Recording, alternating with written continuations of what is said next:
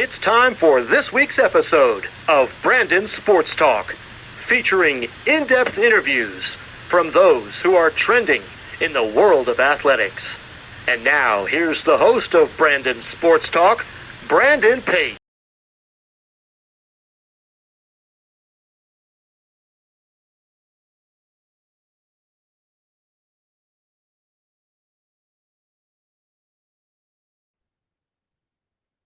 Welcome back to Brandon Sports Talk. In today's episode, I had the privilege to interview the Huntington University's head women's basketball coach, Coach Darby Maggard. How are you doing today? I am doing well. How are you? I'm doing good. Can you talk about how you knew that you wanted to get started in coaching in college women's basketball? Yeah. So I have been around the game of basketball my entire life. My mom was a basketball coach growing up. She coached at a high school that's actually about 20 minutes away from Huntington University. So I grew up in the gym with her, and I fell in love with the game as a player. But I've always wanted to coach. I think it's so impactful for people. Of course, what was that college experience like going to Belmont and playing collegiate basketball? Yeah, it was incredible. I loved it. The recruiting process was a little bit crazy, but once I got to Belmont, it was just such a perfect fit for me. It was a school that was a faith-based school. You grew in like who you are as a daughter in Christ, but also it was high level basketball. We're playing at that time. Belmont was in the OVC, and so it was a really competitive conference for us, and I was really, really blessed to play with really great players, really great teammates, and have an awesome coaching staff the entire time. And so it was a really, really great experience. I loved every second of it. As a player, what was that feeling like getting to put on your Belmont jersey and getting to represent Belmont?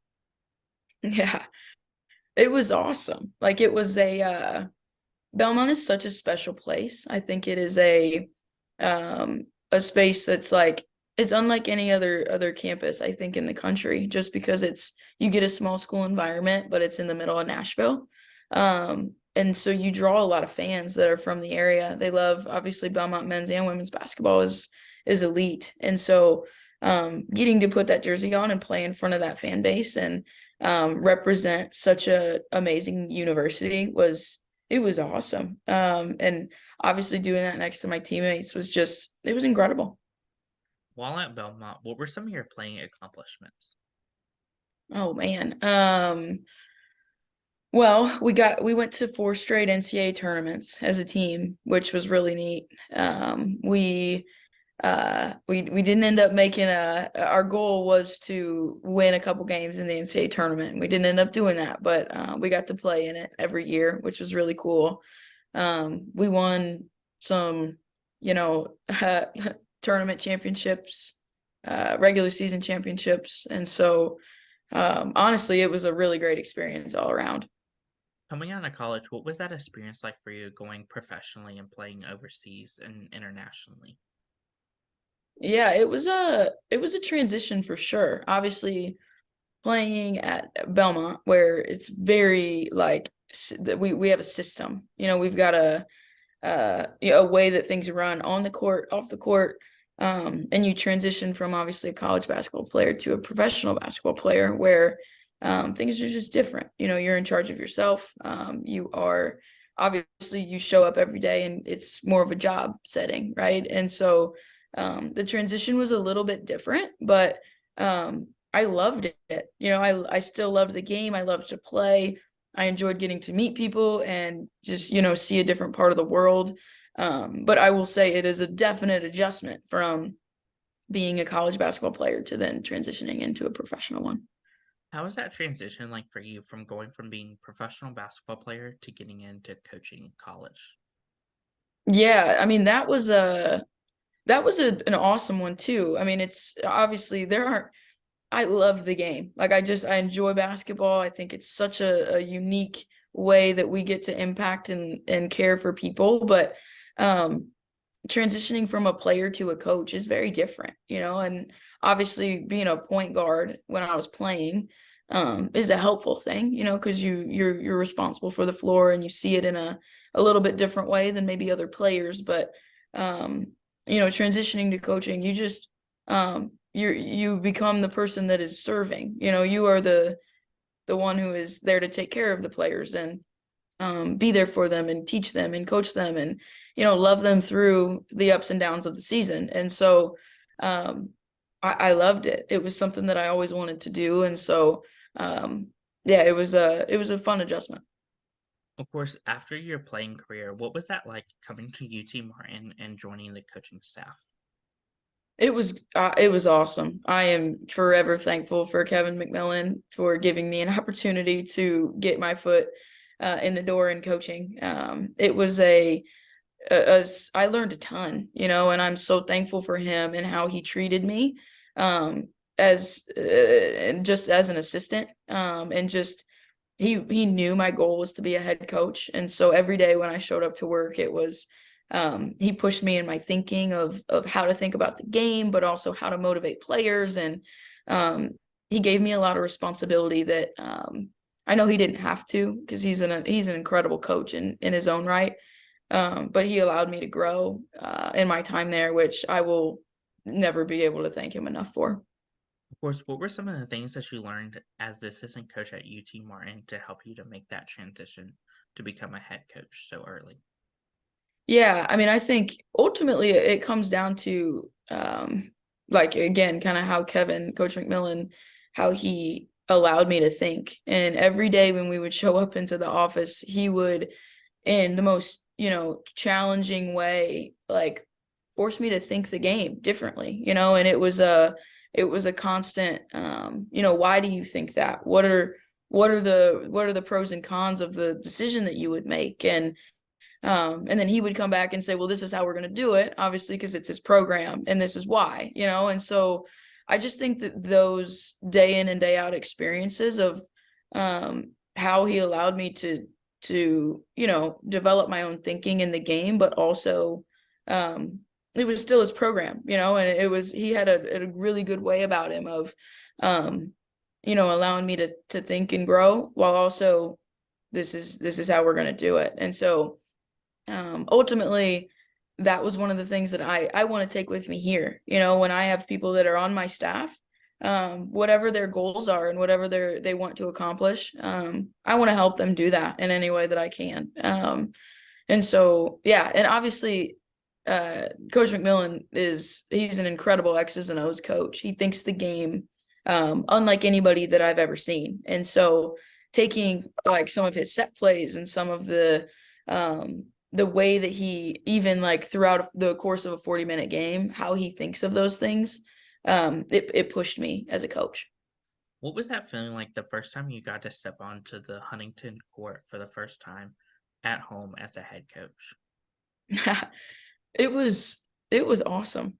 It was like a dream come true. Obviously, I grew up in the gym with my mom from a young age, wanted to be a great player, but also as a kid, that was my dream. I was like, I want to be like Pat Summitt. I wanted to go become a coach one day. And so getting the opportunity, even like our first practice, like I'll tell you, the first practice that we had when I was running it was awesome. It was like I felt so thankful and so blessed that Coach Kohler, Lori Kohler, the AD here, just believed in me to run the team and run the program. It was an awesome experience. But our first game, I was nervous. I was nervous. I wanted our kids to play as hard as they could for as long as they could, and they did just that. So it was pretty great. What would you have told your younger self that was playing on that court with your mom, looking back now as being the head coach there? I would say, ultimately, keep working and keep growing. And I was an undersized player, and so I would constantly worry, like, am I gonna make it to to play Division I basketball? Am I gonna do this? And am I gonna be able to reach those goals? And it's a constant. I would say that I would tell myself it's gonna be all right. Like, you keep working and you keep growing, and God has got you, and everything's going to work itself out. Of course, what has that been like? Obviously, building the players around you, but not just that, but the coaching staff around you too. Here at Huntington. Mhm. Yeah, I would say it's been awesome. Getting to the recruiting process is so fun. You get to go get players that have a ton of skill and that they commit to play for you, which is a really unique and awesome experience. And so yeah, it's great. And you want to surround yourself all the time with really great people. And so I've got a coaching staff this year of awesome human beings that love our team, that love what Huntington's about, but they really care for our players and day in and day out. And so, it's you want to surround yourself with great people, and I'm thankful that we've got that here. So far at Huntington as head coach, what has been some of your biggest accomplishments as the head coach? Yeah, I would say first and foremost, last year we had 6 seniors in my first year, and so we graduated those kids and they got their degree. And so that in itself is awesome for me, that they all got their diploma and they're going on to do great things in life, nurses and doctors, and we've got some teachers, and it's pretty great. So that is a really good accomplishment. On the court specifically, we doubled our wins last year from the season before I got here, which is great. We beat 2 national tournament teams. And so ultimately we are growing as a program, and it's been fun. I think my biggest accomplishment last year I would say that, other than the kids graduating, would be that we have set a really good foundation, and we're I think growing in the right direction as a program. Can you talk about, of course, the culture that you've built for the women's basketball program at Huntington? Yeah, I think ultimately we want to be known as a program that every single time that we step onto the floor, we give it all we've got. I call it competitive greatness, and it's being all that you were created to be, even when it's hard. And God has called you to greatness. He doesn't call you to an average, mediocre life. And so for me, it is in everything that we do, it is top notch all the time. And then we want to love and serve and care for our teammates. And if you're loving the people around you and really, seeing the best in your teammates and seeing the best in where we're going, and I ultimately think that's what makes a really great team. And so we're going to compete, we're going to love each other, and we're going to be servant leaders in all that we do. So who are some of the teams in your conference that you compete against each week? The Crossroads League is an incredible conference. So it's Indiana Wesleyan and Marion, Taylor. You've got Bethel and Goshen and Mount Vernon, right? Like Spring Arbor, St. Francis. Like you've got a really, really good a good amount of teams. And so this league is really good. Last year we had 3 teams make the national tournament from the Crossroads League. And I can see that this year continuing to go up. And so we could have 3 or 4 teams that make the national tournament. And so it speaks to the competitiveness of our league. It speaks to how great of coaches that we have in our league. But it's an awesome experience. You got to lace them up every night. You got to get out there and play the game. And so it makes it fun for me as a coach. What is that home game atmosphere like when those teams come to your home facility to play? Yeah, we have a brand new Platt Arena this year, which has been awesome. So we recently renovated our gym, and it is incredible. Our first game this year was packed in there, and I lost my voice because I was trying to get my kids' attention, and it was just such a unique and awesome atmosphere. I would definitely consider Huntington University a basketball school, and so the amount of fans that we have, especially for a small college, it's incredible. Platt Arena is packed, so it's awesome. What does that recruitment process look like for those prospective student athletes, and what do you look at in those players as a head coach? Yeah,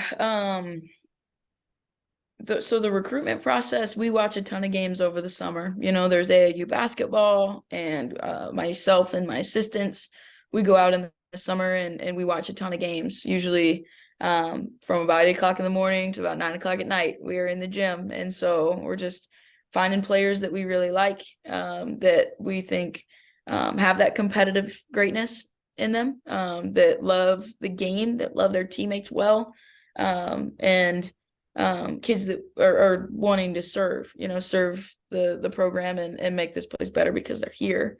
And so it takes time. It takes a lot of phone conversations of talking to kids. It takes a lot of watching them play over the summer. But that's what makes it fun, because ultimately we've kind of established that who you're around matters. So, yeah. As a head coach, what is it like getting to see those freshmen put on that green Huntington jersey for the first time versus your seniors putting it on for the last time?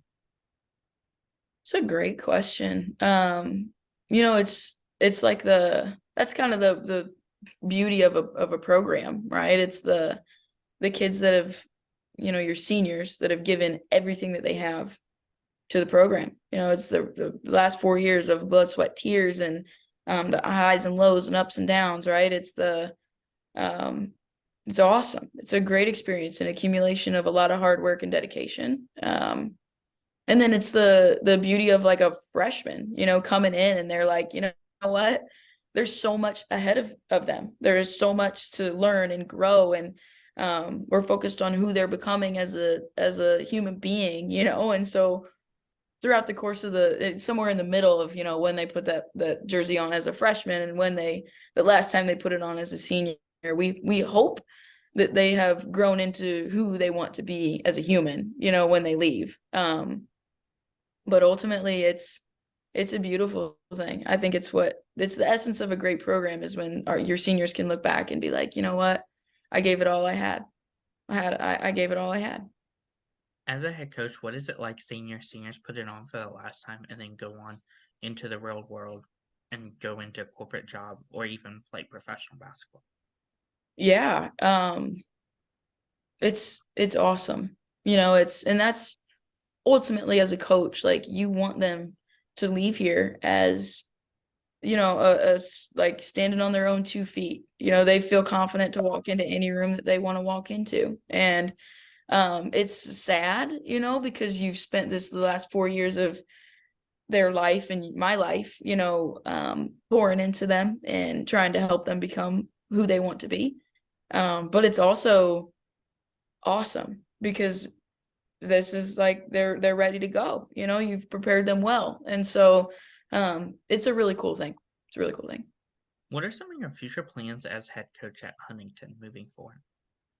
Yeah, obviously we want to keep everybody that comes through here needs to get a degree, and they need to graduate and go on, and they need to feel confident that whatever path they choose, they will crush it. But also, in the process, we want to win championships, right? We want to create championship habits day in and day out, that when we step onto the floor, we are consistent in those habits. And we play in a really great league, and so we're going to have to continue to build those over time. But we want to compete for championships year in and year out, and make national tournaments and make deep runs towards a national championship. What advice would you give those college athletes that are entering their first year of collegiate women's basketball? Be a sponge.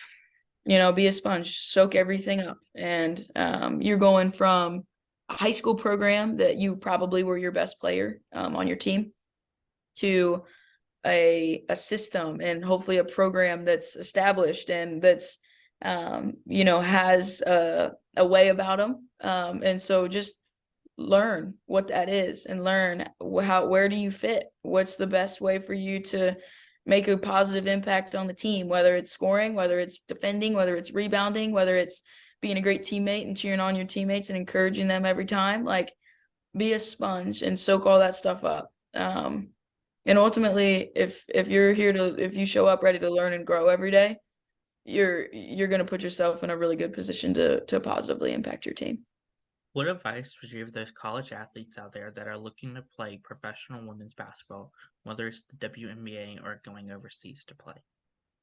Yeah, I think it's an awesome thing. And if you have the opportunity, I would say go do it. I would say obviously now with like NIL in college basketball, I think kids learn earlier how to like manage. They are their own business in a sense. They're their own entity. And so I think they're going to be prepared a little bit more for that moving forward.